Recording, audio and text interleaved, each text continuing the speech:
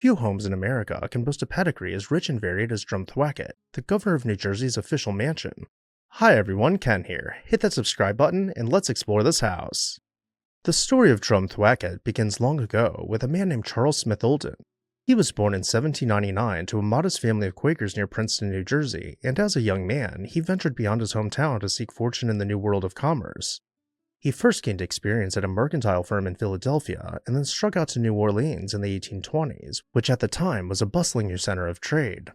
There, over the span of several years, he proved to be a shrewd businessman and managed to amass a comfortable fortune through his ventures in the mercantile trade. Olden's success in New Orleans, combined with a substantial inheritance from a wealthy uncle, suddenly placed him in a position of significant wealth by the early 1830s. Flush with resources and eager to put down roots back home, Olden returned to Princeton in 1832 and began acquiring pieces of his ancestral property. He purchased about 40 acres of the family's old farmland and would eventually expand his holdings to over 500 acres, a clear sign that he intended to establish himself as a landed gentleman in his native New Jersey, and so he did. In 1835, Charles poured his hard-earned wealth into the creation of an elegant mansion that would reflect his new station in life. On a rise of land not far from where he'd been born, he started constructing the house he named Drumthwacket, a term he encountered in Sir Walter Scott's novel, A Legend of Montrose, and fancied for its romantic ring and meaning of wooded hill. Olden's ascent didn't stop at business and real estate. One notable role was his service as treasurer and trustee of the College of New Jersey, now Princeton University, from 1844 to 1850. In this capacity, Olden helped steward one of the state's premier educational institutions, further cementing his reputation as a public-minded citizen. His interests soon extended into politics as well. In 1845, he was elected to the New Jersey State Senate, representing Mercer County.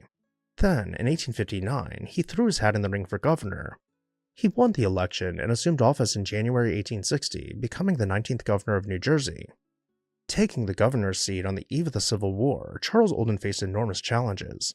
Though New Jersey was a northern state, the political climate was complex, and the country was on the brink of rupture. Governor Olden proved to be a steadfast Unionist at heart. When the Civil War broke out in 1861, he kept New Jersey firmly on the side of the Union, and worked to ensure that the state did its part in the war effort. He oversaw improvements to New Jersey's militia organization and equipment, even using some of his personal fortune to help sustain the state treasury during the war emergency. But that's getting a bit ahead in the story. Let's get back to the house for now. When Charles set out to build Drumthwacket in 1835, he chose an architectural style that exuded prosperity and classical elegance. The mansion's original design was a fine example of Greek Revival architecture, a style popular in the early 19th century and associated with grandeur and democratic ideals. Inside, the original layout followed a classic center hall floor plan. A broad central hallway with 2 large rooms on each side, comprising a 2.5-story main block of the house. High ceilings, symmetrically aligned windows, and balanced proportions gave the interior an air of refined simplicity consistent with Greek Revival ideals. Over the course of the 19th century, Drumthwacket's architecture evolved, especially after it passed out of the Olden family. The most significant alterations came after Moses Tyler Pyne purchased the property in 1893. Pyne was a financier and philanthropist of immense wealth, and he set about turning Drumthwacket into nothing less than a Gilded Age showplace. In Pyne's hands, the mansion grew far beyond its original footprint, undergoing major expansions on both east and west sides of the main house. He hired architect Raleigh C. Gildersleeve to design these additions, ensuring that the new construction harmonized with the old. The result was a mansion that more than doubled in size, and in the words of odd contemporaries, surpassed anything previously built in Princeton. The expanded Drumthwacket retained its Greek Revival dignity while incorporating elements of colonial revival style popular in that era, blending the new with the old seamlessly. Each wing added by Pyne contributed special features. For instance, Pyne's 1893 expansion included a magnificent paneled library, a room that quickly became one of the mansion's crown jewels. The library was adorned with rich woodwork and ample shelves to house Pyne's extensive collection of books, a fitting addition by a man who was a major benefactor and trustee of Princeton University. In addition to the library, the wings provided more entertaining space and luxurious amenities suitable for a country estate. The dining room grew to host larger dinner parties where we can imagine staff serving each guest on fine china with proper silver set on the table. Perhaps afterward, guests would retire to the drawing room, ladies making their way through crushed velvet portieres as they stepped through each archway. Anchoring this room and framed by fluted Corinthian pilasters is a massive fireplace boasting delicate relief work. Under Pyne's direction, the grounds of Drumthwacket also transformed dramatically as part of its architectural statement.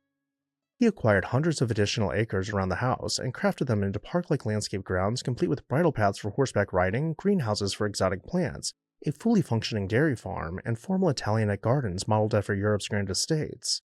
The combination of the stately expanded mansion and its curated landscape made Drumthwacket a true estate in the grandest sense.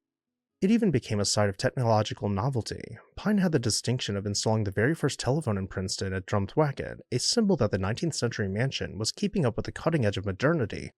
After Pyne's passing, the estate passed to his descendants, but the next big change came 2 decades later.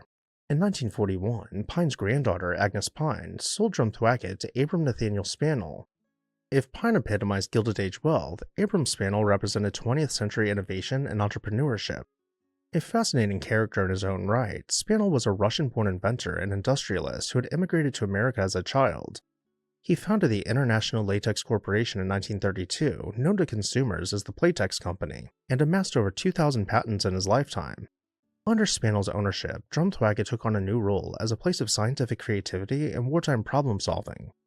He moved some of his company's research operations into the mansion, using its rooms as think tanks and workshops. Notably, his team developed prototypes of the Apollo astronaut spacesuit there, a contribution that would help America land on the moon. It's astonishing to think that a mansion built by an antebellum gentleman farmer ended up playing a small role in the space age. But all the while, the massive estate was becoming harder and harder to maintain as it aged.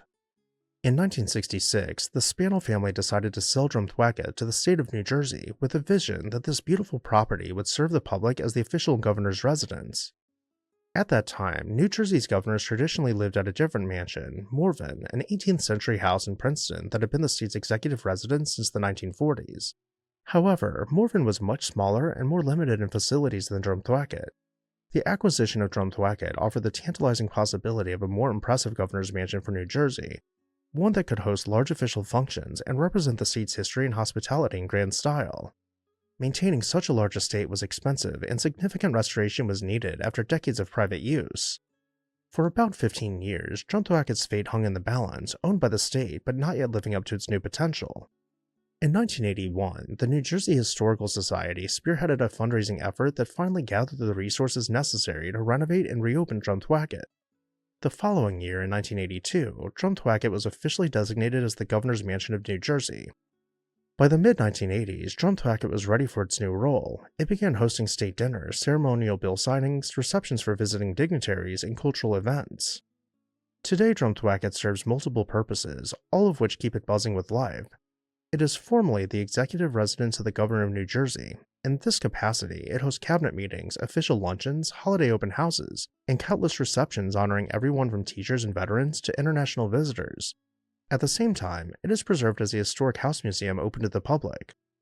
And with that, I'll turn it over to you. What did you think about Drumthwacket? Did you have a favorite room? Either way, let me know down below in the comments section, and while you're there, make sure you're subscribed so you never miss an exciting episode of This House.